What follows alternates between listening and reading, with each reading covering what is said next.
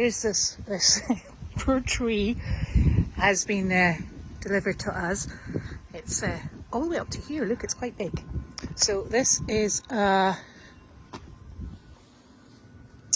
autumn blaze red maple, and Janine, Carleen and I purchased this ourselves, and we're going to pop it on the island down there because we're hoping it will be a nice focal point from, if you can see the little area that has been dedicated to Pam and to Annie and to, you know, camera people and Goldy's warriors who have passed. So we thought that if we have it on the island, and well, let's face it, I managed to keep it alive over the winter, that we can plant it out in springtime and it will be a nice focal point and memorial.